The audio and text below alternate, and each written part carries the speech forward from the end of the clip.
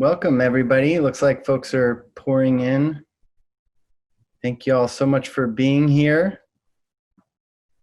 Give it just another second so we can get sort of a critical mass here. Cool. All right, well, hello, and welcome to Stuck in My Head. This is our second PopCon 2020 teaser session. My name is Robert Rutherford. I'm the manager of public engagement at the Museum of Pop Culture and a member of the PopCon program committee.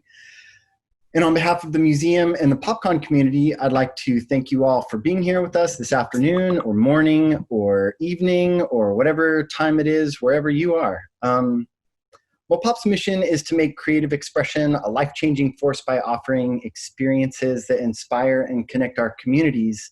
And though our annual PopCon should have taken place here in Seattle at the museum back in April, we're really excited about being able to bring folks together in these virtual spaces to connect and share in musical discourse. As I said, this is our second PopCon virtual program, but we have more planned throughout the summer, all leading up to the online conference in September. The best way to stay up to date on PopCon programs is to follow MoPOP on Twitter, Facebook, and Instagram, and to stay tuned to the PopCon webpage. I'm going to add actually a whole bunch of links to the chat field in just a minute when I'm done talking, so I don't have to interrupt myself and copy and paste. But I'll put some links there. And also make sure to follow the PopCon program committee on Instagram. That's just at popcon.org.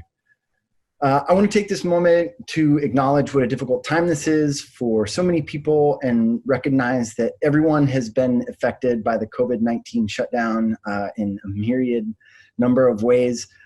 We hope that you are taking good care of yourselves, getting what you need from your community, and doing your part to take care of your community. If you're looking for concrete ways to lend your support, I'm going to add some resources in the chat field. Additionally, I'd like to acknowledge the incredible work being done around the globe by the Black Lives Matter movement. We at MoPOP stand in solidarity with those here in Seattle and around the country speaking out against violence perpetrated against Black and Brown people. MoPOP is going to continue to work to improve our institution's approach to equity and inclusion. And if you'd like to do your part in supporting or educating yourself about the Black Lives Matter movement, I'm going to add a link in the chat so that we'll have some resources of the many, many ways you can help and learn.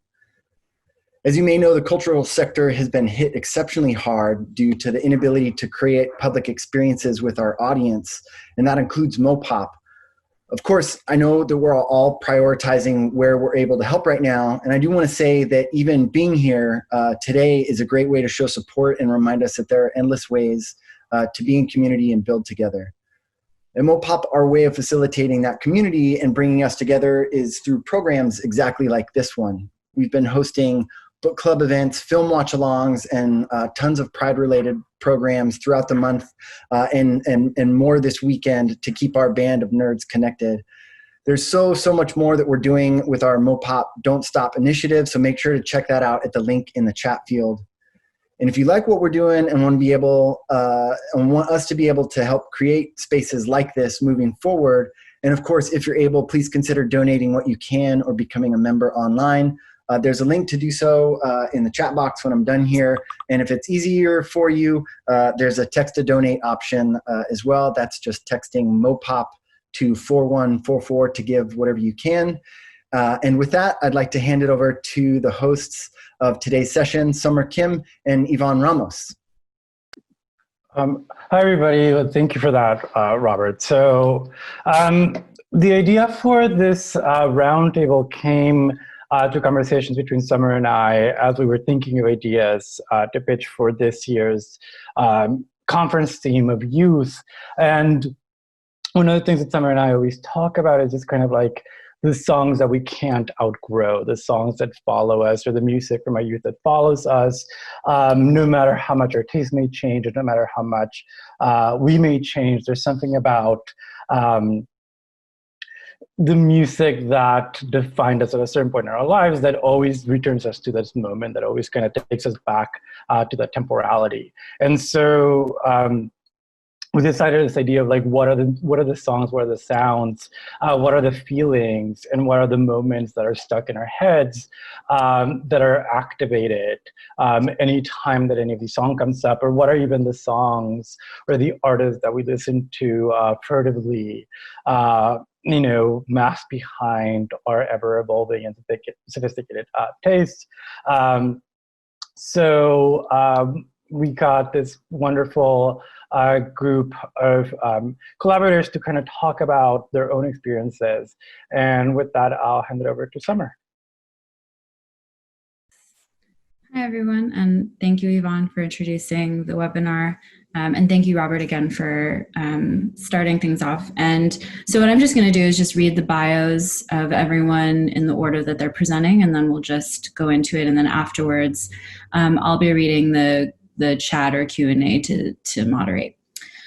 So first is Amber Jamila Musser, is a professor of American Studies at George Washington University. Her research focuses on race, sexuality, and aesthetics, and she is the author of Sensational Flesh, Race, Power, and Masochism, out with NYU Press, and Sensual Excess, Queer Femininity, and Brown Jouissance, out with NYU Press as well. And she is currently writing about noise. And then next we have Leon Hilton, is an assistant professor of theater and performance studies at Brown University. His first book, forthcoming from the University of Minnesota Press, examines how cultural attitudes towards neurological disability and difference have been represented, negotiated, and contested in performance across a range of genres, including theater, documentary film, and media and performance art, from the mid-20th century through the present. And his research has been supported by Creative Capital, Andy Warhol Foundation Arts Writers Grant, and the Mellon ACLS Dissertation Completion Fellowship, and is published in GLQ, Third Text, African American Review, the Journal of Literary and Cultural Disability Studies, Howell Round, the Los Angeles Review of Books, and many others. And then I'll be going. My name is Summer Kim Lee. I'm an assistant professor of English at UCLA. And then next is Michelle Kim, who's a Brooklyn-based writer, critic, and DJ. She is currently a staff writer at the LGBTQ site Them, where she covers culture, food, wellness, race, gender, and sexuality. And she has contributed to Pitchfork, Teen Vogue, Complex, The Fader, Crack Magazine, and Mix Mag, among many others. And next we have Raquel Gutierrez, is a 2017 recipient of the Creative Capital Andy Warhol Foundation Arts Writers Grant. Their poetry and essays have appeared or are forthcoming in Los Angeles Review of Books, The New Inquiry, Fence, The Georgia Review, NPR Music, and Places Journal. Raquel's first book of prose, Brown Neon, a series of essays that examines what it means to be a Latinx artist in the Trump era. That is their first book, and it will be published, by Coffee House Press in the spring of 2021. And then last we have Iván Ramos, is an assistant professor of LGBTQ studies in the Department of Women's Studies at the University of Maryland. His research investigates the links and slippages between transnational, Latino, Latina American aesthetics in relationship to the everydayness of contemporary and historical violence. His first book, Sonic Negations, examines how Mexican and US Latino, Latina artists and publics utilize sound to articulate negation in the wake of NAFTA, and it is currently under contract with NYU Press. Okay, and with that, we'll start with Amber. All right, so thank you, Iván and Summer, for inviting me to be a part of this. I feel like I'm about to disclose a lot of information that people might not have already known, but maybe thought would be more interesting, and it's going to be different. So I'm going to share some of the sound. I don't know if I can do that, actually.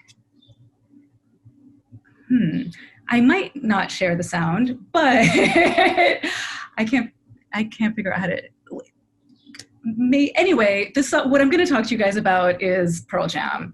And the picture that I have that I'll sort of fade through so you can see. So that's me the first time that I saw Pearl Jam live at the Tibetan Freedom Concert in 1998 in DC. And Pearl Jam they're a very special group to me. I discovered them when I was living in Costa Rica as a teenager. And I actually learned Spanish by watching them on MTV Latino. And so trying to figure out how to like keep up with them. And so I feel like there are ways that I can kind of like attach my attachment to Pearl Jam to this sort of like longer history of wanting to be American, whatever that means, especially now, but wanting to sort of like this part of ascendancy to whiteness. And I think now I can actually share some music. Sorry, it will be, I still can't figure out how to, oh, yes. It could work now. Yes, sorry about that. So I'm just gonna play you guys a little bit in case you're not already familiar with Pearl Jam.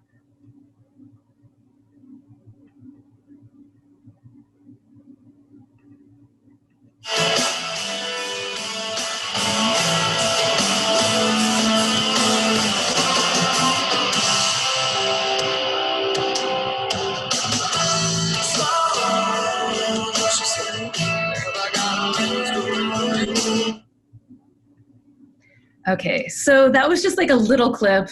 If we played it longer, you'd probably start to see me like move a little bit. I got really into like the guitars were really good. But what really attracted me about Pearl Jam, in addition to sort of like my gateway into the United States, into what I thought would be American teenagerdom, was I was really into Eddie Vedder's long hair. And like, it's like really rare to see representations of long curly hair. And so at that point, you can't tell in the picture, but I had really long hair. And so I was like, Eddie Vedder is my person. And then I also realized, so this is also where I started to learn that erotics could really take the form in lots of different places. Although I think I didn't like quite get that as a young person yet. But the two things that I think like more intellectually I got out of thinking with Pearl Jam and sort of like persisted were really thinking about melodrama. So the narrative of Alive, again, for those of you who may not be familiar, and if we were in Seattle, this would be so much more poignant, because I did make my family, when I was like 18, go on a pilgrimage to see where Eddie Vedder might have been. We didn't see him, but hope is broad. But one of the narratives of Alive is that it's sort of autobiographical. Eddie Vedder discovers that the person who was raising him was not actually his biological father. And so for me, I think that was like the first type of popular music, I may have been underexposed, that like really produced this like really complicated emotional narrative that I could really graft onto.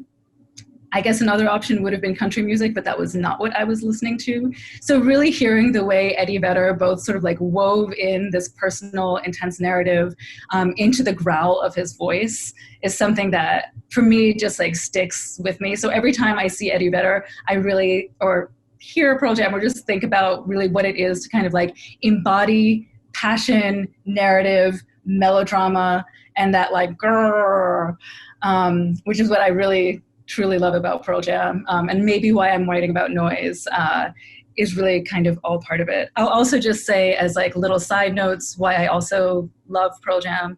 I got the lyrics to this song very wrong, and I thought that he said, well, I was sitting at home at Easter tea. I don't know why I thought that was happening, but I would graffiti that all over the middle school bathroom because I thought those were the right lyrics. And then when I first joined the internet, one of the things that I did for several years was trade Pearl Jam bootlegs very actively. And that was like the only thing I did online, was to find and trade Pearl Jam bootlegs. So I feel like it's like, on the outside, it's whiteness, but on the inside, there's an inroad into lots of different things. And so I'll leave you guys with that.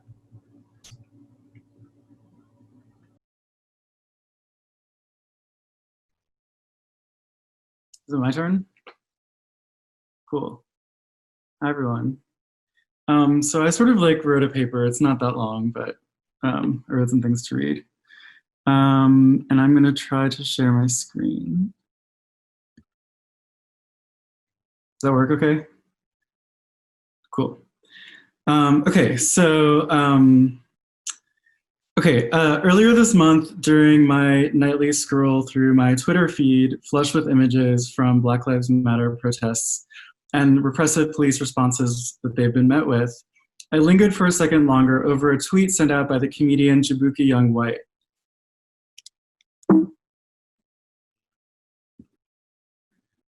Bjork has overthrown the police. Are you seeing that as an image? Okay, cool.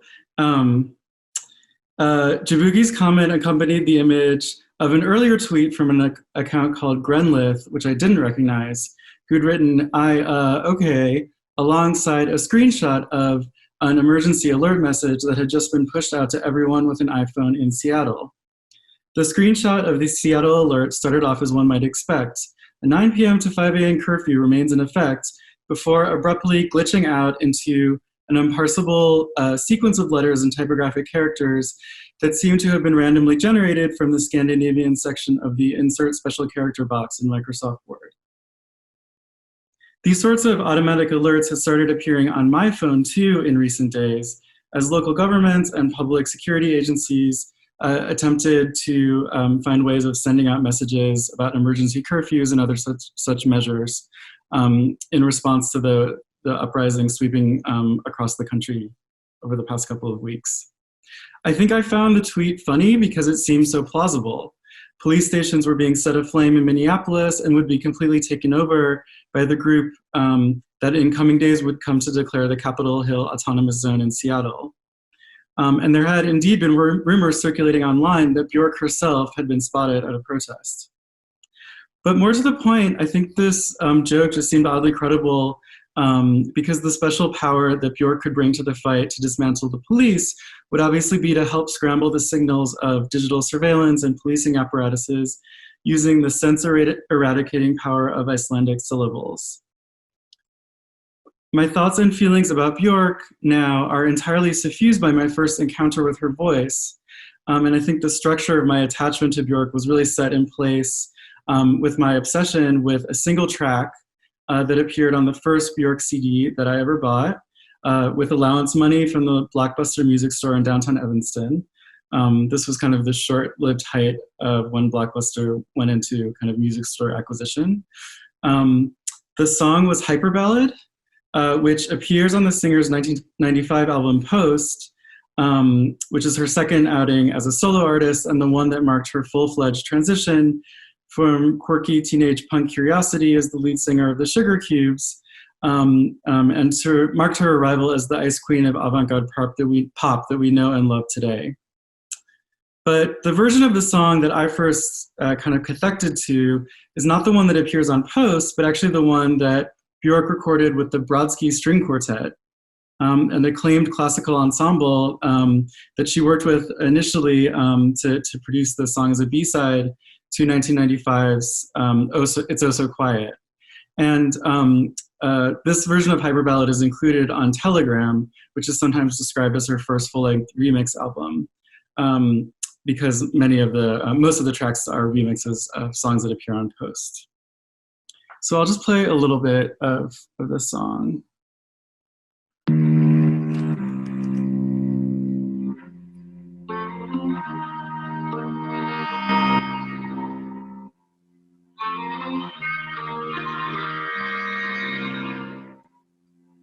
We live on a mountain, right at the top. This beautiful view from the top of the mountain. Every morning I walk towards the edge and through little things on, like carpets, pots and cutlery, or whatever I find lying around. It's become a habit, a way to start the day. Okay, I'll pause it right there. And just say that I always prefer this version, the quartet version, Whereas the single, the one that appears on Post, the production is sort of divides the song into several distinct sections with sonic peaks and valleys, kind of marked by abrupt shifts in rhythmic and sonic palette. The string quartet version builds like an epic narrative that could easily stand alongside the most torrid and emotionally complex high points of the string quartet repertoire. And I have to admit, I mean, I guess this is embarrassing, but I feel like the Brodsky Quartet was actually my gateway to Bjork because I was like a nerdy, like classical, you know, kid taking violin lessons, basically. So that's kind of like what initially I think drew me to this version of the song. So Hyperballad actually emerged from a dream that Bjork says that she had, of waking up before her lover and walking toward the edge of the cliff on a mountain where they live to throw little things off, car parts, bottles, and cutlery, or whatever I find laying around. I follow with my eyes till they crash. I imagine what my body would sound like slamming against those rocks. And of course, the core of the song's hallucinatory epic is captured in its chorus refrain. And I'll just play a little bit of how that sounds.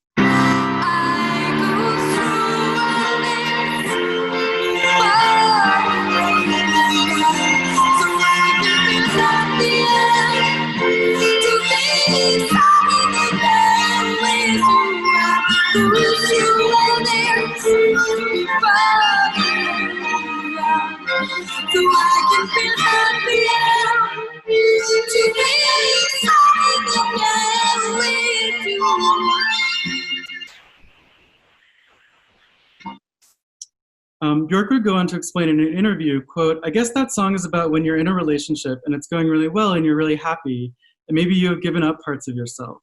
To fall in love and be in a relationship for a long time is like giving parts of you away because the relationship becomes more important than you as individuals." She wakes up before him and sneaks out and throws stuff off of a cliff so she can climb back into bed and go, "Good morning, honey. There's maybe a side of you that you can't fit into a relationship," end quote. I wanted to kind of think about how the fact that Hyperballad emerged from a dream that Bjork had to kind of think about like the theme of our discussion today, and particularly to kind of ruminate a little bit in the last couple of minutes on the topic of regression. This thought kind of sent me back to The Interpretation of Dreams, the book where Sigmund Freud first introduces the theory of regression, a concept that he imagines to be certainly one of the most, this is a quote, "certainly one of the most important psychological features characterizing the process of dreaming." So we could recall that Freud's primary observation is that in a dream, what's happening is that a wishful thought that we have is objectified. It's represented, or as we imagined, experienced as a scene. And the scenes that we experience in dreams are disguised, distorted, hallucinatory enactments of our deepest wishes. Indeed, wishes that have been with us in some form from the earliest stages of life. We call it regression, Freud writes, when an idea transforms itself in dreams back into the sensory image from which it once, at some time, emerged. In the course of regression, he says, the close-knit web of dream thoughts is unraveled into its raw material. Of course, regression is not limited to our dreams, but can and frequently does bleed over into our waking life as well, showing up in adults, through a whole host of like neurotic symptoms that will be familiar to anyone who has been in the kind of relationship that Bjork is indeed describing in Hyperballad. Neediness, codependency, irrational aggression, remnants from the infantile past that we have repressed, but that persist in us and kind of exert a kind of magnetic force on us and in us.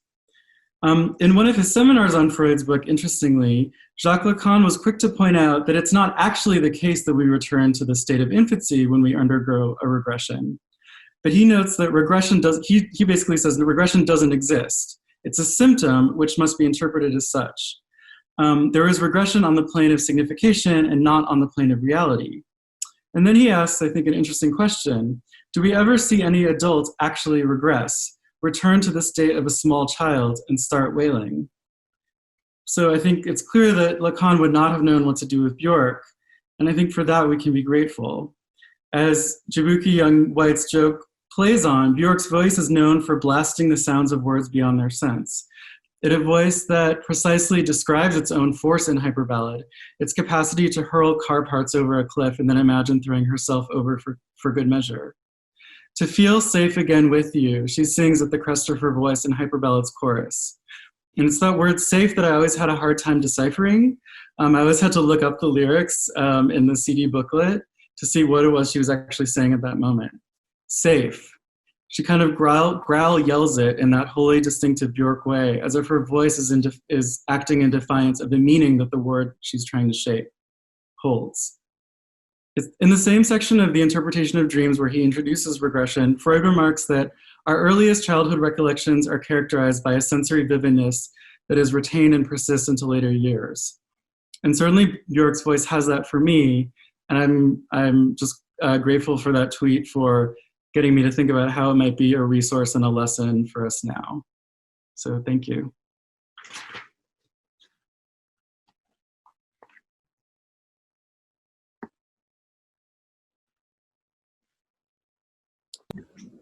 Okay.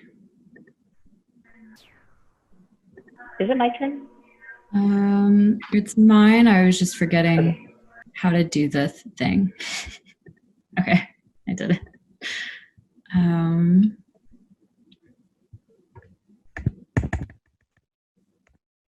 Okay.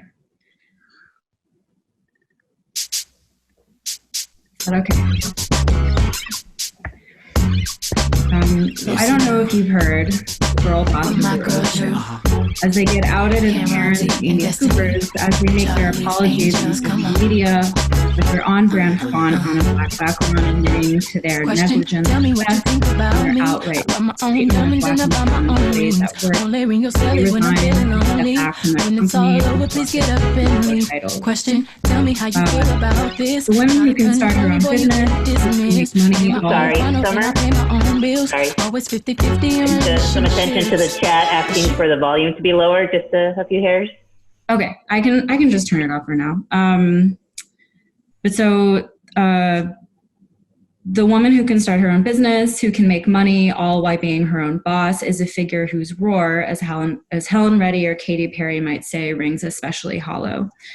So when I had to pick a song out of several that seemed to all mysteriously and yet very obviously come from either 1999 or 2000, I thought of Destiny's Child's Independent Women, Part 1, and then immediately wondered and worried, oh God, is the independent woman just a girl boss?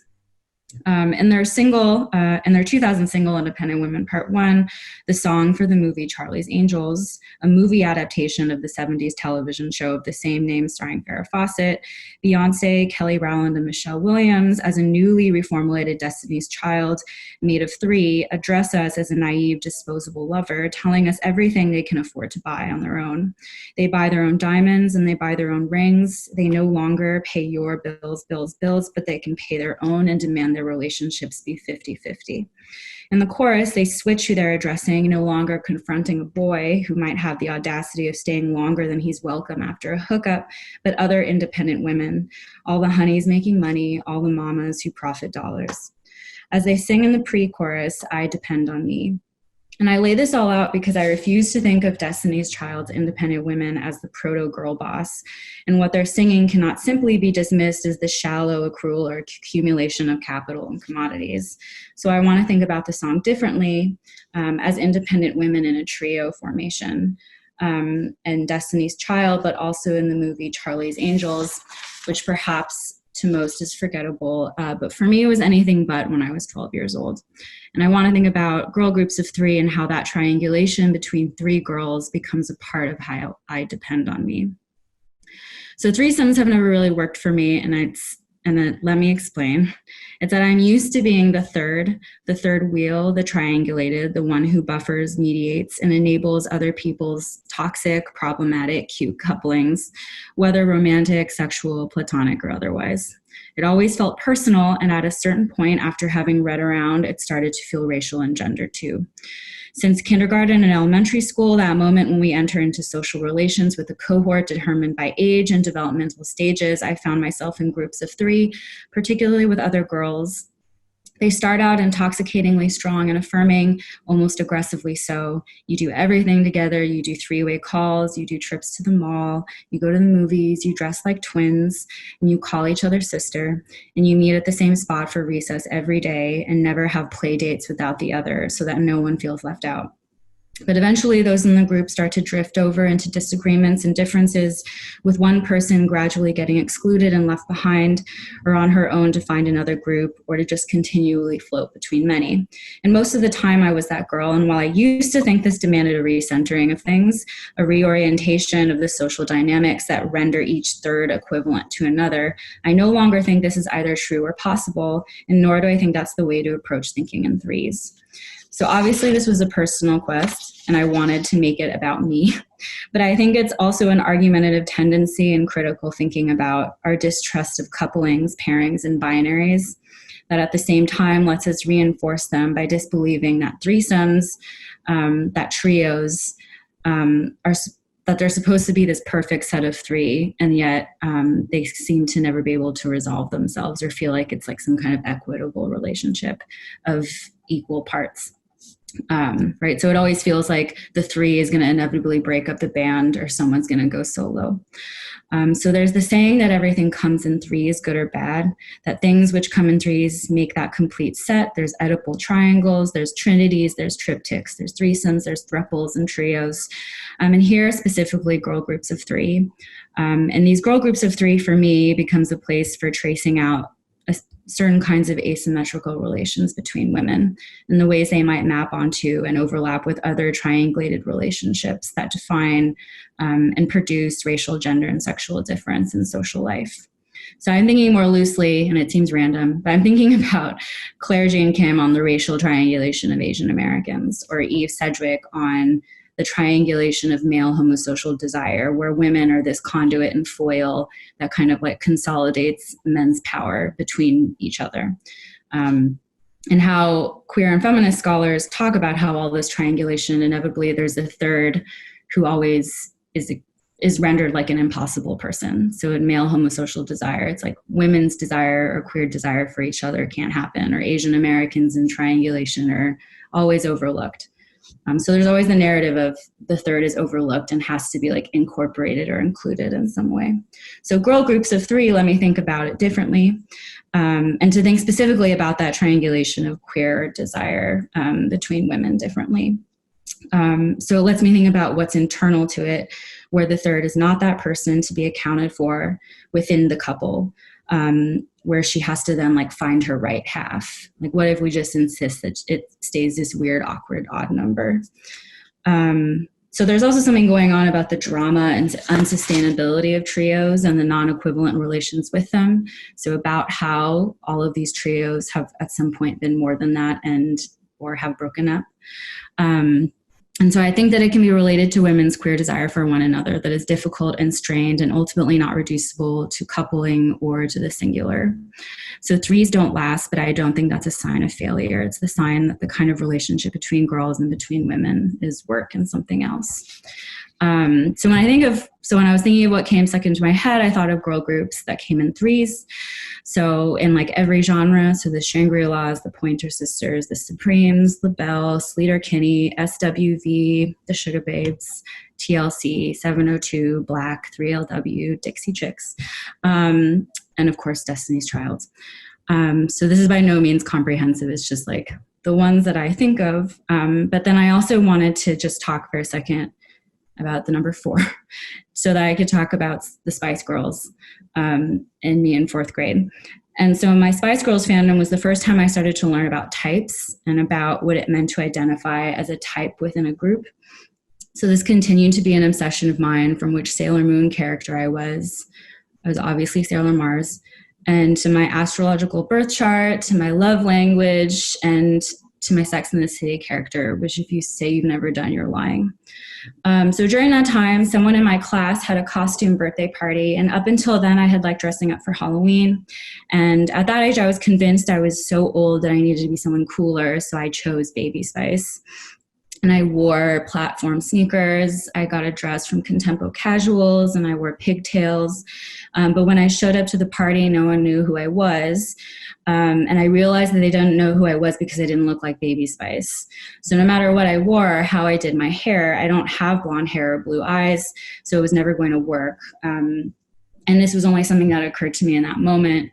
And that was actually why watching the television show Pen 15 and the episode called Posh really fucked me up, because the show's co-creators, Maya Erskine and Anna Konkle, down to our shared age, captured that moment in middle school when you find out about how types and racial difference through these types, and how you can't be certain characters or you can't be certain types because people won't get it. So in the episode, it's that she wanted to be Maya Erskine, who is Asian American, wanted to be Posh Spice, and they told her that she couldn't, and that she had to be Scary Spice as like the racialized figure of the group. And it's always this relation to objects of desire and identification, as you can't have it because no one would get it. But then in 2000 came Lucy Liu, and my girl Drew, and Cameron D, and Destiny, and Charlie's Angels. And at the time, I was too young to watch the television show Ally McBeal, which Lucy Liu was in as the hot dragon lady. So the 2000 movie Charlie's Angels was when I first discovered who she was. And she was gorgeous. She had like herbal essence hair. She had freckles. She got to star in a Hollywood movie with Drew Barrymore and Cameron Diaz, who at the time I worshipped because they've never been kissed, and There's Something About Mary. And it's also that she got to be in a movie that wasn't Crouching Tiger, Hidden Dragon, which at the time was like the only movie with Asians. And so it was not 18th century China, but it was like millennial take on the 70s, but in current day LA. So the following Halloween, I dressed up as Lucy Liu in Charlie's Angels, but the only problem was that none of my friends wanted to dress up as Drew Barrymore or Cameron Diaz. So I decided to dress up as Lucy Liu anyway by myself. I wore like rhinestoned aviator sunglasses and my first ever pair of low-rise jeans. And I ended up being like the lone angel with my friends, whose costumes I forgot because I'm so mad at them for not being game. And because that, I was alone in what should have been a group costume. Once again, no one got it. So one angel without the other two didn't make sense, and it wasn't legible. And the three types only worked together when they all struck a pose and became a silhouette against a backdrop of fire, with Destiny's Child in the background doing that roll call that starts in the song. So while my two friends didn't dress up with me, we did choreograph a dance together for the song at my friend's house. And it was pretty straightforward. When they sing The Shoes on My Feet, we pointed to our feet. And when they sing The Watch I'm Wearing, we pointed to our wrists. And when they sing I Bought It, we body rolled. And you get the idea. So the two of us got into a big fight halfway through high school, and we had a falling out, and I drifted from the other friend, and none of us really speak anymore, but we do follow each other on Instagram, and we like each other's posts. And it's a threesome dispersed, but something secret. That dance that none of us would ever do with anyone else. And if we ever saw each other, we would never do it with each other, and we'd say we forgot. But whenever I hear that song, I think of Lucy Liu and being the only angel, but also thinking of this kind of like, I depend on me, that actually was about needing the three angels for it to make sense. So thank you.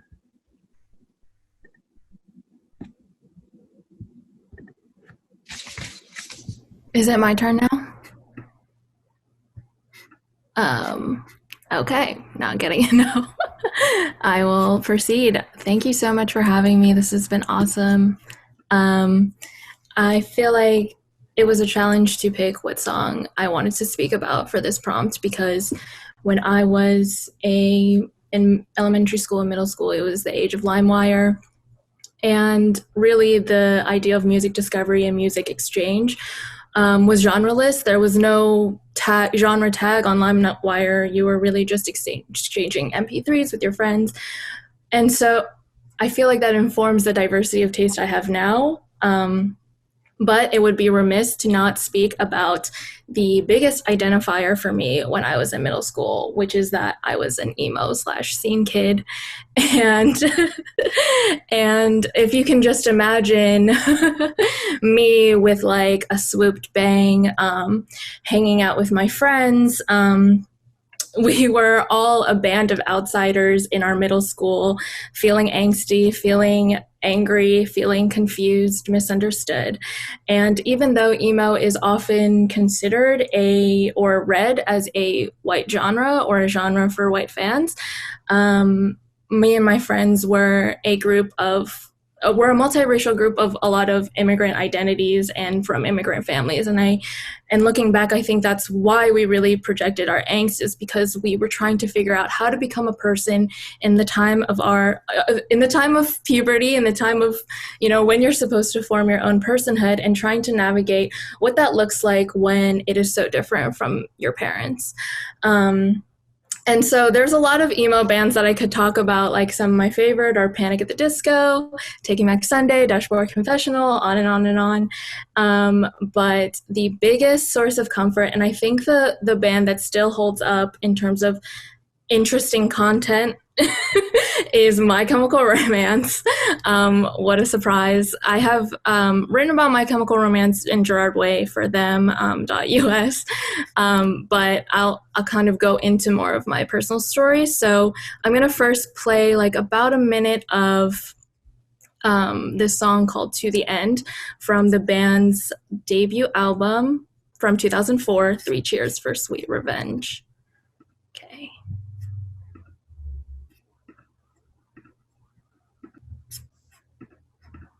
He calls the mansion not a house but a tomb. He's always choking from the stench and the fume. The wedding party all collapsed in the room. So send my resignation to the bride and the groom. Let's go down to the elevator, only goes up to 10. He's not around, he's always looking at men. Down by the pool, he doesn't have many friends. As they all freaked out and bloated, never shout with the land. If you marry me, would you bury me? Would you carry me to the end? To the life you take, to the life you make, to the hearts you break and all the cyanide you drink. She keeps a picture of the body she left. Okay, so that was deeply unchill compared to the other selections on this panel, and I honestly like listening to the screeching guitars, Gerard's delivery, his anger, his angst, his need to scream about something, you're not sure what. That was how I felt inside. And I think that's how we all felt inside to a certain extent when we were from the ages of like 10 to 13.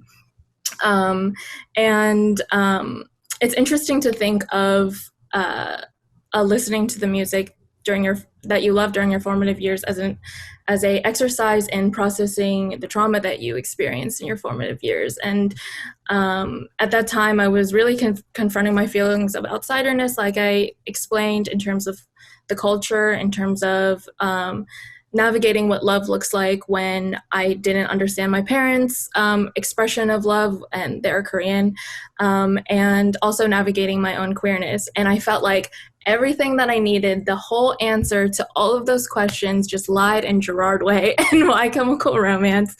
A lot of their songs were about feeling like love was doomed, that it wasn't right for you, that love was somehow connected in death, and that death was in romance and romance was in death. For instance, their most popular songs, Helena or Welcome to the Black Parade, kind of collapse these ideas of these different events of dirges and weddings, and I argue pride parades as the same thing.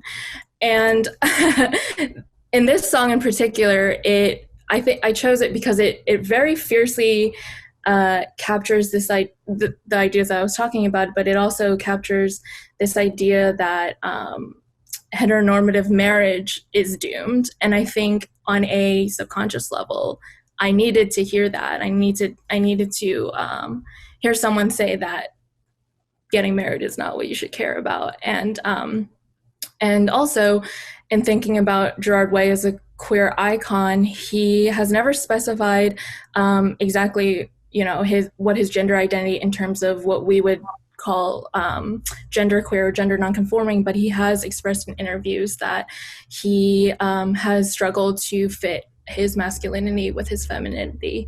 And so you can see that on the outside in terms of his, like Amber said, of Eddie Vedder, his long hair, his eyeliner, his just the way that he performs. And I think I saw his presentation and it felt freeing, it felt right. And it showed me that there was an option instead of the norm.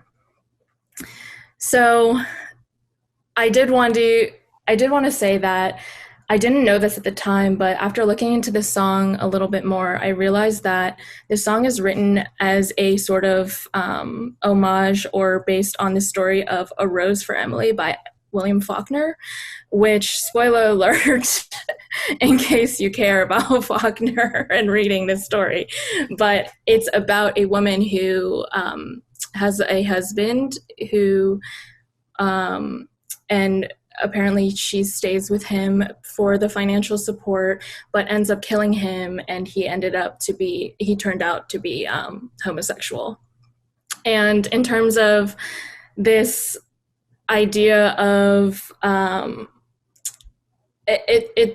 there's a lot to unpack there, and I'm not going to unpack the whole like implications of that story, but in the way that he assumes the female character and the song is really written from the perspective of the female character, the wife, and how she's rebelling against the trappings of her marriage. There's a specific line in the second verse where Gerard screams, "She drives at 90 by the Barbies and Kens." And for me, that was the line that I screamed the loudest to when I was with my friends. I felt like I was not the Barbie or the Ken. The other kids at school were the Barbies and the Kens, and I was this strange, horrid monster that Gerard seemed to encapsulate perfectly in his sort of campy and theatrical presentation of what horror could look like. So now when I listen to it, I can sort of relive the kind of confusion I felt and the trauma that I felt that when I was in middle school.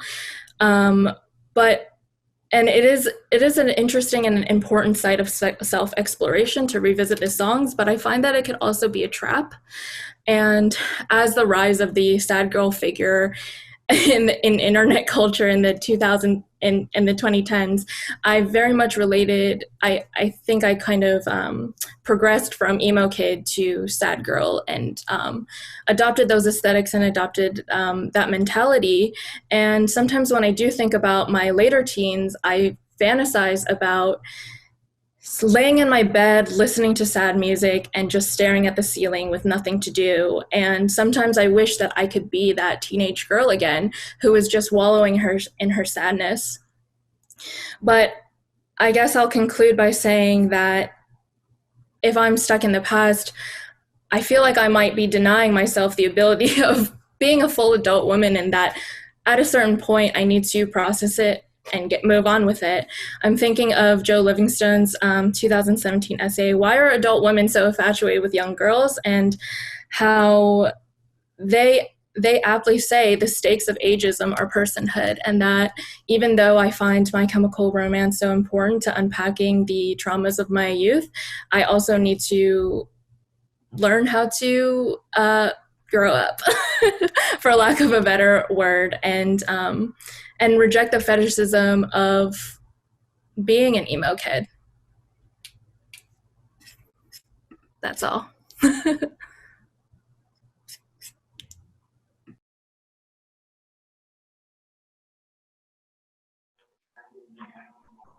Wonderful. Thank you, Michelle. That was great. I feel like our presentations are in some sort of emo family because I'm going to talk about a band called Polvo, and which is like super. I feel like I'm just rolling around in my underwear drawer right now because it's super intimate in the sense that like I don't listen to Polvo with anybody just because they're so It's just such a white bro-y, just like math rocky, and I'll get into that momentarily. I have some pros, and let me get my share screen situation going here to play some music. This is called Fast Canoe, and it's on their Exploded Drawing album on Merge Records out of good old Chapel Hill, North Carolina. So I'm gonna play a little bit. Hopefully it won't blast everyone out right now. Share. Yeah.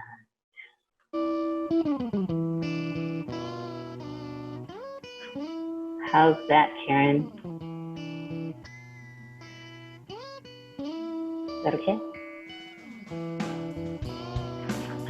Cool. Let's take a little bit.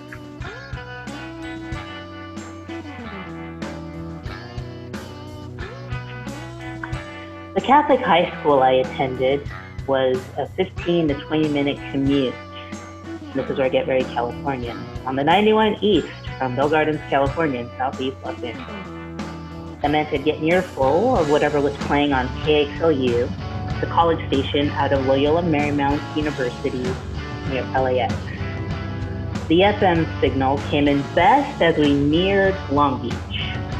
It was there I got turned on to many bands, but the only band I'll mention here is a band from Chapel Hill, North Carolina, called Polvo. I still listen to Polvo, but as the years go by, it's an activity I do when I'm left alone. I don't see the guys I used to listen to Polvo with anymore. Hell, one of them even died in a way you would totally expect a Polvo listener to die. He died accidentally, drunk, and alone in his home bathroom. Rest in peace, Gabriel Fernandez. And I've never met a fan on the feminine center spectrum. In the car on the way to school, I had to keep the volume low to not alienate my poor mother. And my younger sister was impervious to any influence I could ever sway over her. There was something in the band's name, being the Spanish word for powder, some mundane sense of familiarity of the primary language spoken in my house. But the arbitrariness of that detail felt liberating in some strange, unnameable way. A crumbling wall of sound, a wormhole that mirrored the quotidian dissociation, an oblivion away from the trappings of categorization. I wanted that to be one of the many clues I might conquer in a persistent listening that continues today. In order to look at what I enjoyed in the early 1990s of high school, I have to approach the side of audio pleasure through, I'm going to pause it here, through a lens of categorization for easy placement. Today, what I enjoy so much about Polvo belongs to the spectrum otherwise known as math rock. It's strange because calculated dissonance didn't feel mathematical to me. It felt like it was stretching towards the hard-to-reach corners of our psychic caverns. Math rock is a site of casually misspent youth, but a phrase I never would have used then in those days when I was young. Math rock at its most reductive is a concatenation of aberrant rhythm structures, dissonant melodies, unusual time signatures, competing crescendos, and jagged angular anthems that baked into key foundational stages of my psychological and creative development. It's like calling chaos theory math to ensure that it makes it onto the syllabus away from the purview of a creationist schoolmaster. The college station pushed math rock like there must have been payola involved, but a doubtful theory. It was the early 90s. I was too young to know whether or not the student DJs there had good taste or not. But whatever they did hooked me on a band whose name was slang for a drug.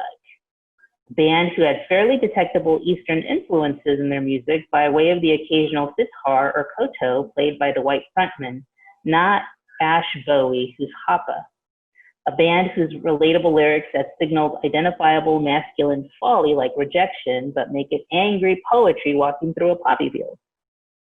KXLU did a lot of good and did a lot of damage, depending on the mood of the day's memory.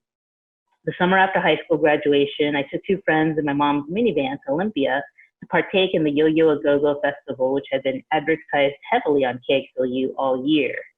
I met Mitchell Frank, the owner of Spaceland, there.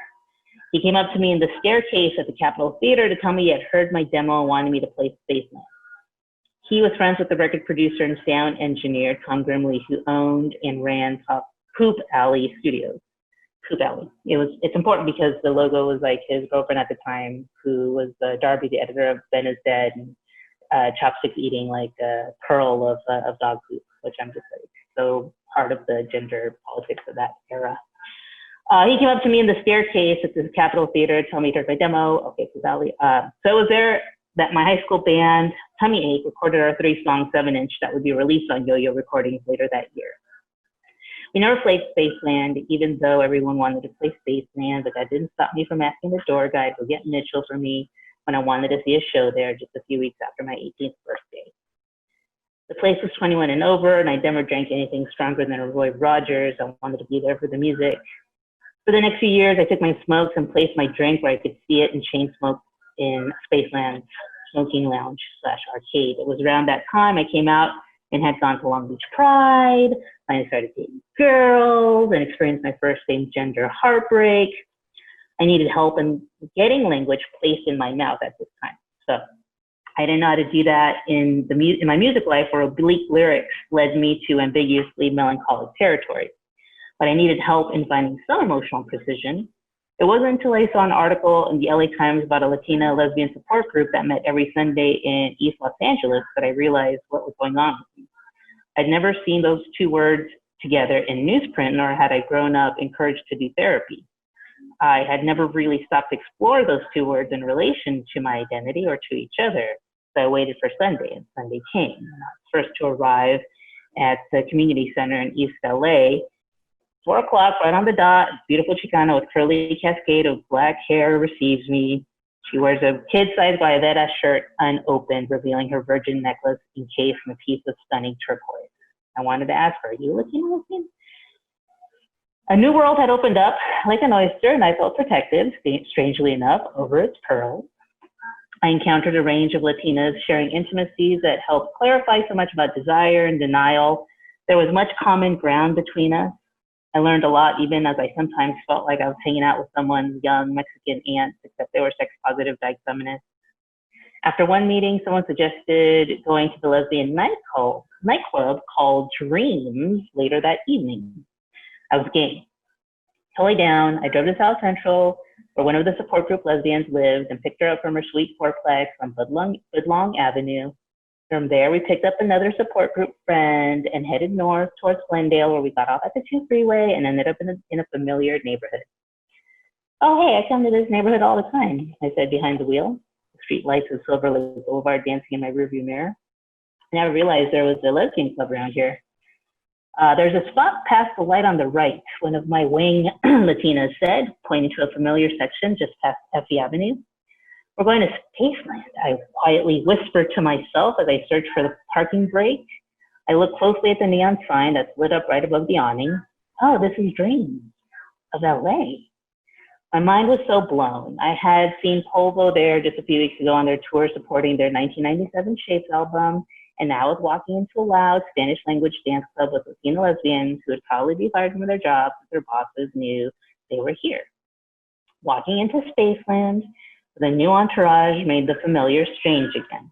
The venue was decked out in conventional green and red club lighting with a disco ball. Were those things always here before, I wondered? At a polo show, I could count on the feeling of disappearing, a seemingly simple, democratized space of safety that in my mind didn't register as a white space, as racial, but a white space of positive erasure. I didn't have to do anything except let my body absorb the moody chaos, whereas as a Latino lesbian nightclub goer, we were the disappeared en masse, escaping whatever low-grade violence waited for us on the outside or the indoors of workplaces and home lives. Our respective modes of partaking of various sensory pleasure was contingent on our desire for one another, and that brown central visibility was difficult to avow. I was in a center I wasn't used to, and I wasn't sure I could return to it, even if only recreationally. So, and in preparation for our gathering here, I've thought about how I haven't done either in such a long time, the indie rock show or the queer Latinx nightclub, and probably won't for the foreseeable future, which of course is painful. In some ways, what transpires from the basic formula of age and experience unsettles those comforts, right? And that's necessary for us to understand, or for me to understand, how I form myself in the failures of these publics, and to indulge in remembering the fun that is had along the way. So, that's it. Thank you. Thank you. All right, I am the last one up, so thank you all for being here and for joining us. Let's see. So I'm going to change the tone a little bit, actually, to talk about what it means or what happens when to reject a song that actually won't leave you alone. And so anyway, here's Wonderwall.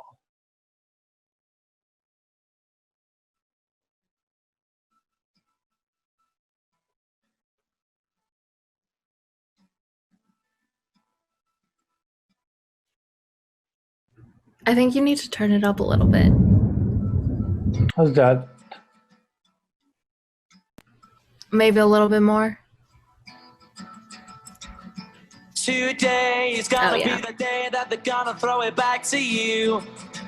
Okay, I just wanted to get that from play to the beginning. So the opening chords of Ace's Wonderwall are probably some of the most recognizable in pop music, from an album that features at least two more astonishing pop creations, Don't Look Back in Anger and Champagne Supernova. I was in middle school in Mexico during that period in '95 when Wonderwall, and to an almost equal extent, those two other songs became ubiquitous sing-alongs across the world. And in Mexico, where a number one song will always be a number one song, Wonderwall ended up defining a lot of my teenage years in a way that no other song did. And as the song has remained unstoppable, a true pop rarity, it also earned a level of derision that accompanied it soon after Oasis became, for a moment, the biggest rock band in the world. The critiques are familiar. The lyrics are borderline gibberish. The chords are so catchy yet so simple that being in the vicinity of any dude with a guitar inevitably means counting down the minutes until the song starts playing. I owned the CD, of course, and could sing along to the whole album probably. But as Wonderwall and Oasis kept getting bigger, and as every asshole in my rich middle school learned the chords and found any occasion to sing it, I tucked away Oasis in favor of the more sophisticated sounds and lyrics of my British-obsessed youth, Paul, PJ Harvey, Blur, Corner Shop, etc. If the basic rich kids had made Wonderwall their anthem, I, the scholarship kid, had Jarvis Cocker, who reminded me that, quote, "What's the point of being rich if you can't think what to do with it? Because you're so bleeding thick." If I kept this stubborn attachment to cooler acts, it was in part because my decisive break with Wonderwall actually happened a few years later, in my senior year of high school, during a service trip to Mexico City as part of an international baccalaureate requirement. My Rata group of scholarship kids from Tijuana got paired with a wealthy high school from Mexico City to head into an indigenous community a few hours away from the city for a week of work supporting development projects and learning about class difference and privilege. Aside from the actual work, the experience was a disaster. The wealthy kids were blonde and white. Their Mexican is betrayed only by their thick Chilango or Mexico City accents. Fights broke out during that week as we sat in circles, and at one point, the conversation turned to their assurance that they used their wealth to combat inequality because they had personally taught their indigenous housemates how to read. It also became increasingly clear that I had never encountered this actual kind of wealth before, going back generations to families that made sure that their genetic pool remained as European as possible. On the bus ride back to Mexico City at the end of the trip, as the two groups were barely on speaking terms, their side of the bus spontaneously broke out into a sing-along of Wonderwall. It didn't matter that my English was better because of my proximity to the border. It didn't matter that I was more immersed. They owned the song. In all honesty, I don't think they were even singing it to annoy us, but I couldn't help to hear the rendition of Wonderwall as an anthem of their unearned access to culture, to MTV Latino when I didn't even have cable, to travel when this trip had been my first time on an airplane. Their sing-along became the point of my class division against them, even as I told myself that I understood the world better than they ever could. The next day, I wandered around Mexico City and ran into an alternative record store where I bought a Nick Cave and the Bad Seeds compilation as a symbol of the taste I knew they would never have, a way of rolling my eyes at the pop simplicity of Oasis, and even more, their Beatles mold, a band that I still really can't stand. They could keep Wonderwall because, well, I could do them one better, listen to something that they would never imagine. But so recently I found myself surprisingly and accidentally returning to Oasis after stumbling into the hashtag Tim's Twitter listening party, or rather the daily quarantine practice started by Tim Burgess of the Charlatans of choosing a record to explore in its entirety, usually led by Tim and one or more musicians involved in the making of their album, alongside an ever-growing community of listeners sharing their music nerdom over musically paced tweets as the album plays and we collectively listen to it. I became aware of these listening parties after catching one of Tim's tweets describing the sheer awe of watching a mass of Brits singing along to Don't Look Back in Anger. Aided by Bonehead, the de facto third permanent member of Oasis alongside the Gallagher brothers, I realized that what I had missed in Oasis and Wonderwall, in spite of my own secret listening sessions throughout the years, was that in spite of the chorus of rich kids that haunted me every time I heard the song, they were, after all, perhaps the last working class band, whose deceptively simple songs were in fact an act of democratization made real through the sing-along. I've now spent a good amount of time in quarantine, yielding to Oasis fandom that I once resisted. I watched Supersonic, the documentary chronicling their meteoric rise on Netflix, and I wasted hours online reading articles on New Music Express and playing countless YouTube videos of their live shows, each time awed precisely by the sheer mass of the sing-alongs, whether in England, Mexico City, Buenos Aires, or Japan. I decided to piece a history that I had chosen to miss, and especially the ongoing war of wills between Liam and Noel, the brothers at the center of the band. Each new piece gave me what I missed the first time around, that Oasis met the sounds of two alienated working class boys from Manchester who could never quite adapt to the class sophistication expected out of a certain kind of rock stardom. I've also become really obsessed with Liam's singing style of holding his hands behind his back. They could never cultivate the mysterious sonic genius persona of Jarvis Cocker, Damon Albarn, and Peter Harvey, because even now they're too crass, too willing to pick up a petty rock feud with another musician. And of course, the brothers themselves are still not on speaking terms, so Oasis will never actually reunite. Above all, I've returned to Wonderwall and What's the Story Morning Glory and the rest of the discography with the abandon of just another audience member waiting in excitement for those recognizable chords to begin. I'll be honest, I don't think I could ever truly yield to Oasis in spite of this. My years have gotten too accustomed to rejecting the popular as a little too easy, too manipulative, but at least now the song no longer belongs to the rich kids on the bus.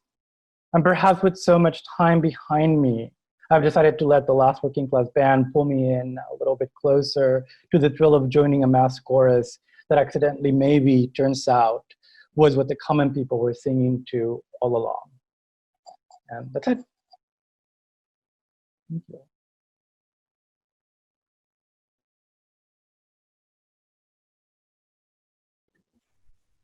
So I think now we can take questions, or if anyone has questions for each other.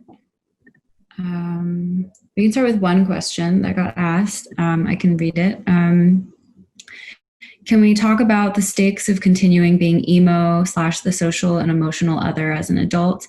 It feels like a luxury reserved for our younger selves. Being emo as an adult seems to signify failure. Of course, you may be excused if you are a quirky artist. I wonder how our panelists negotiate with having to grow out of our younger selves.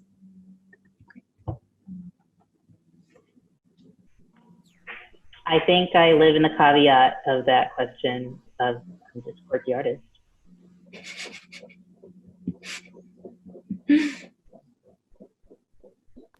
Yes. It's funny because this is a question that seems like it's about music, but for me, I feel like it's actually a question about like mental health and identity. And I think,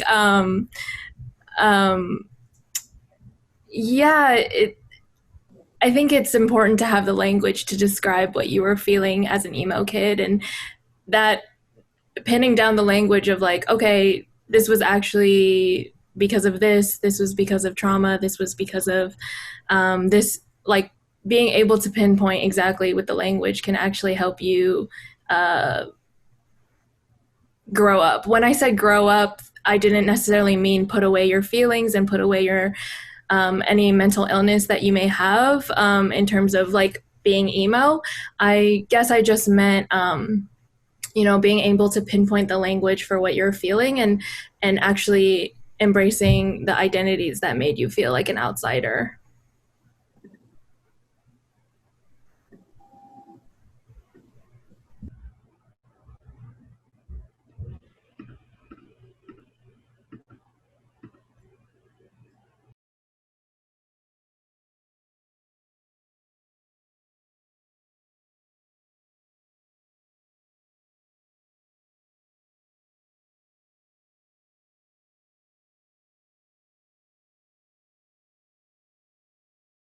I guess I have two questions I would ask the other people in the panel. I like thinking about, Amber, what you said about not knowing the lyrics, or like thinking the lyrics were something and then all this time passes and then you find out what the lyrics actually are, and how that kind of creates, or just like it's almost like this song becomes estranged from you, or you were talking something about that. I feel like a couple people talked about something of thinking the lyrics were something, and like this is when we had, for us, I think a majority of us, of like CD booklets, and like that they always had the lyrics, and so you always knew. But you're talking about like the trading and moving of bootlegs, which don't come with lyrics.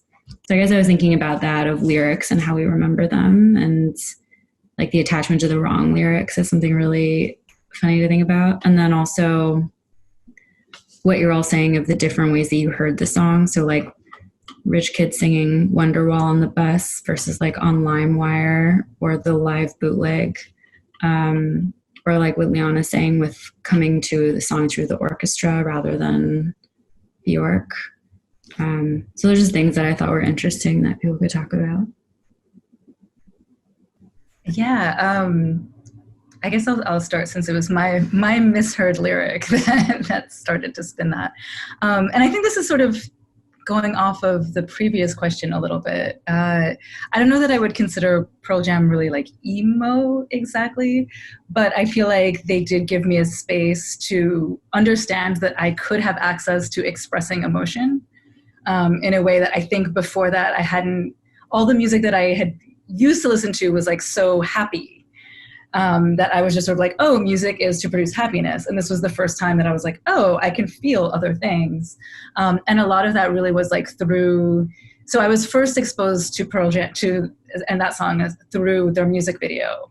And then later got the CD, which is why I didn't know what it said for a long time, because I was like seeing the video all the time, but not like actually reading the lyrics.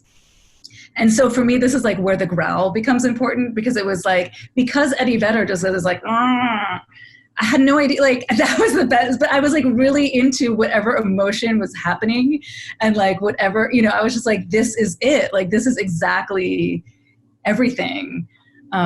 Which I think is just really, it's just interesting how like that, it was produced like through his verbal tick and also through like the mechanism of transmission. But I still feel more attached to like my misheard lyric. Because it feels like such a sweet, like it's so nonsensical, but like it encapsulates youth in that way for me.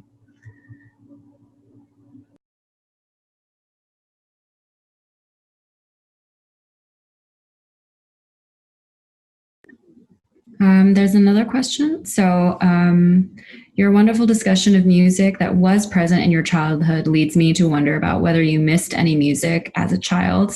Was there any absence that you felt as a presence, or you do now in hindsight?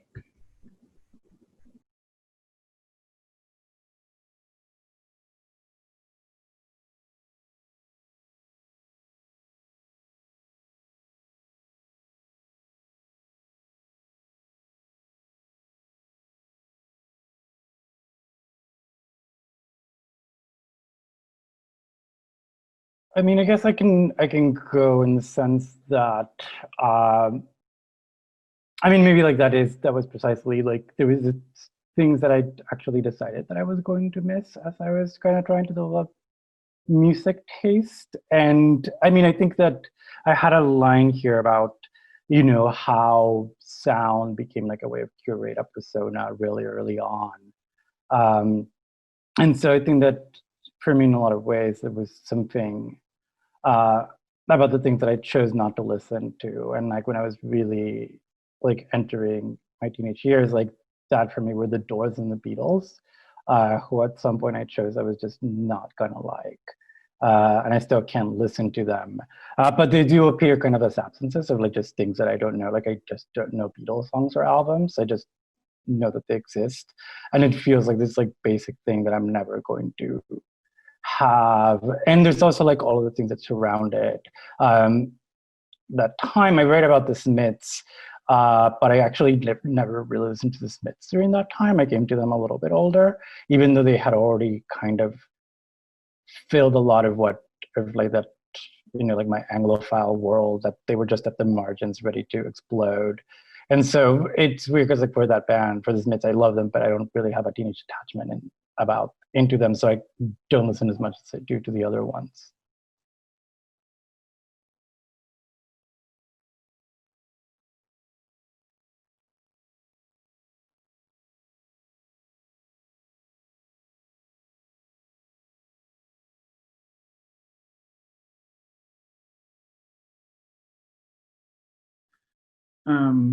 There's a follow-up, sorry. Oh, wait, Leon, do you want to go? Yeah, no, just I was going to follow up this. Jennifer Lena asked, says, to clarify, each of you spoke to how these songs helped you to concretize parts of your identity.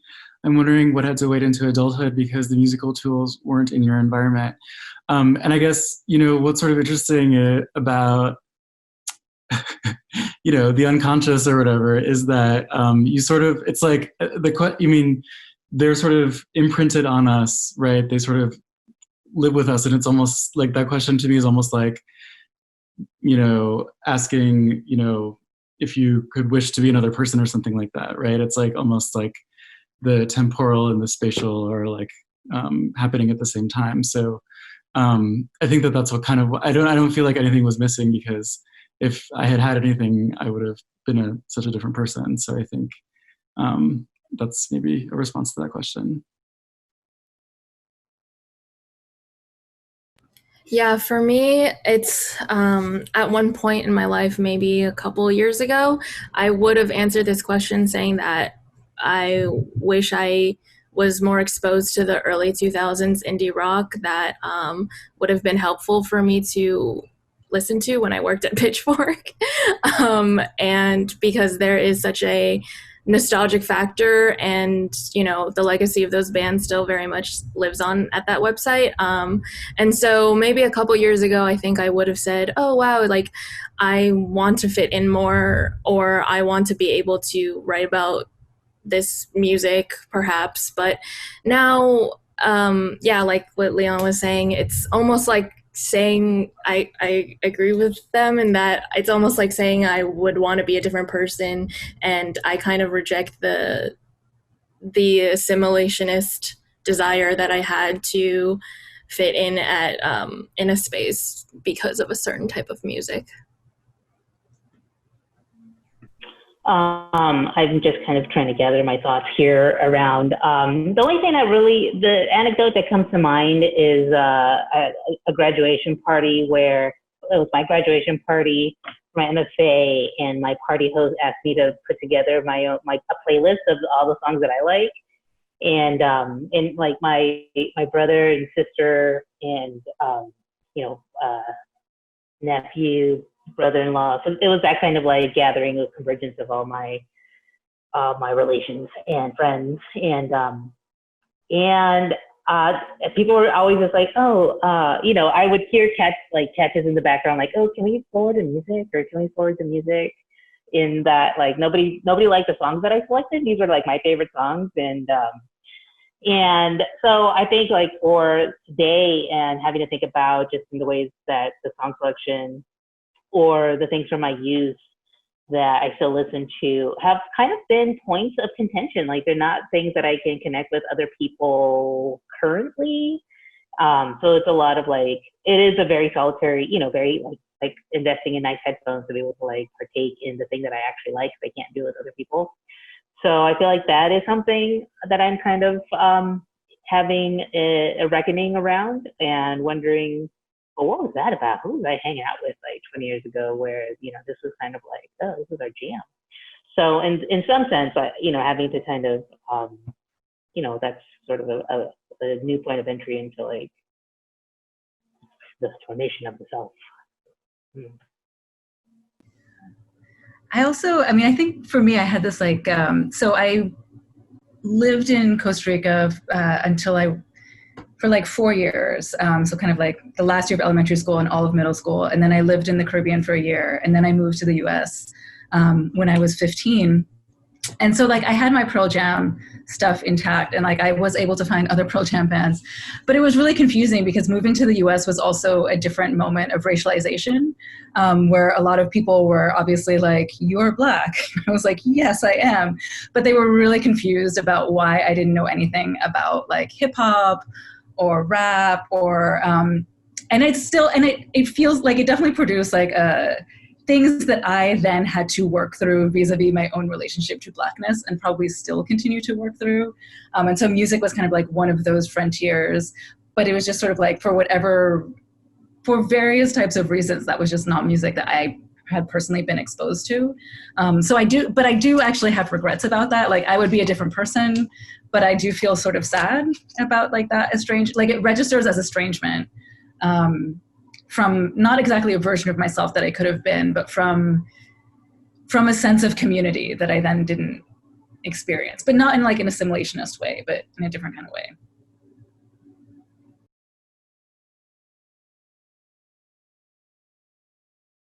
I think one more question.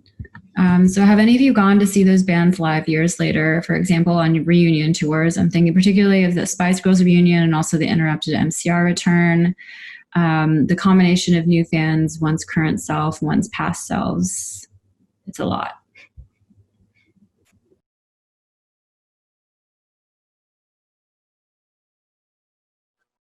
I saw Popo in 2009 at the Echoplex in Echo Park, and so it can rock. I don't know by myself though.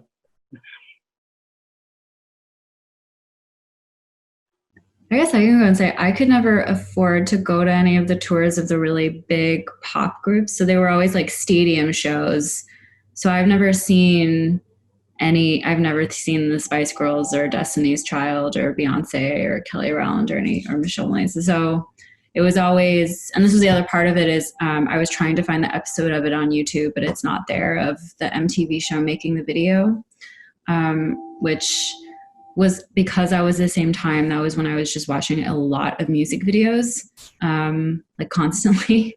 So I remember at the time, TRL, I had issues with TRL because they never played the whole video when you were watching. It was very annoying. And so I guess a way, like, and not seeing the band years later, but it's actually that I do like regularly rewatch music videos. And now it's like this luxury of getting to watch the whole thing whenever I want and not at 3:30. So for me, I would guess, yeah, like I think music videos were actually like a big part of how I'm able to revisit the music.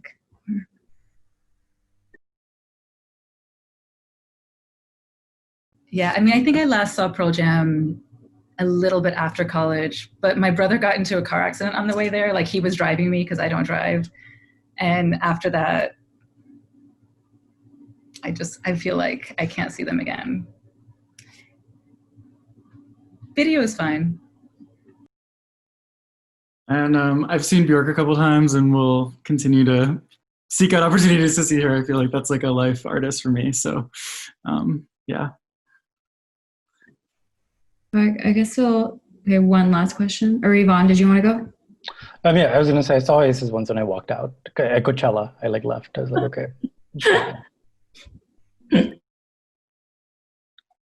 Okay. thinking about Raquel's great disidentification with Povo, white brownness in relation to Summer's refusal of the girl boss, what role does gender play in this discussion of class and race, both in your thinking about this theme and in your life's negotiation with your chosen artist? I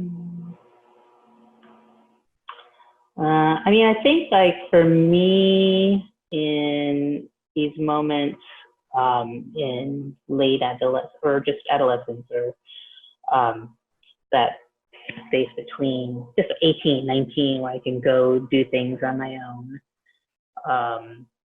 These tastes in a band like Povo and then that desire to want to have a live experience of their music is an experience of kind of cross-class,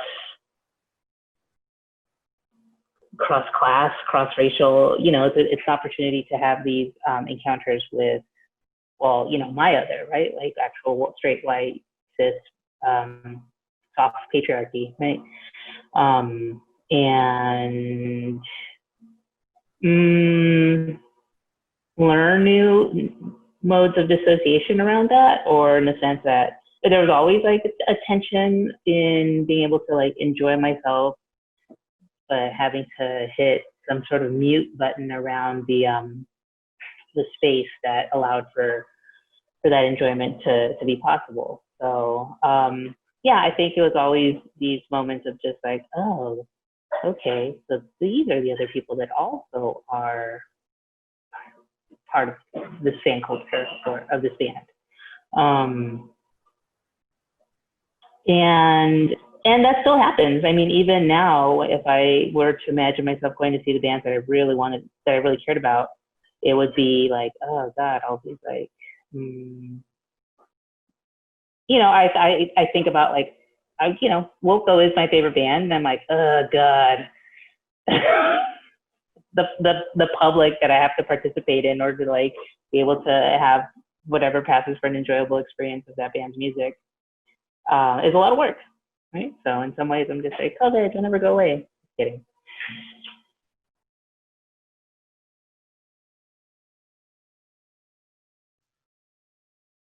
I mean, I wish I was a chab.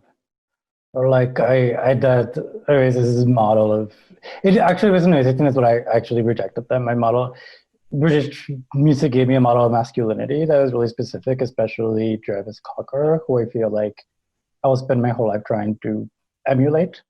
But I think that for me, like the more of the gender is I also like deliberately, I don't know, I knew that I was gay, and I knew that I was supposed to listen to certain kind of music, like, you know, Madonna.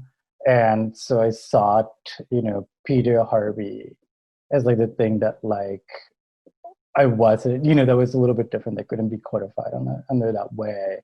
That still wasn't like traditional gender, that was still somehow something a little bit more fey and more experimental in a way for American standards or Mexican standards.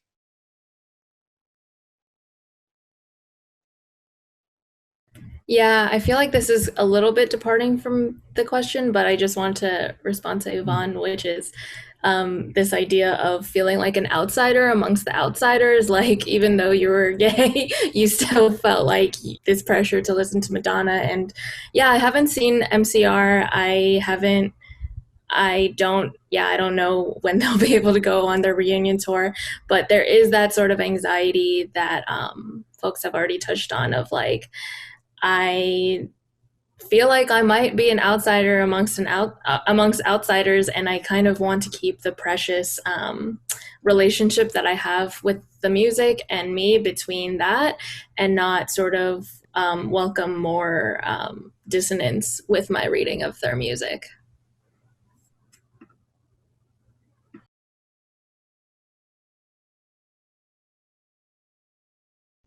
I think we should end here because we're a little over time. But thank you for bearing with us through Zoom. I hope we did it right. Thank you to everyone for presenting, and thank you, Iván, for doing this with me. Thank you. Yay. Bye.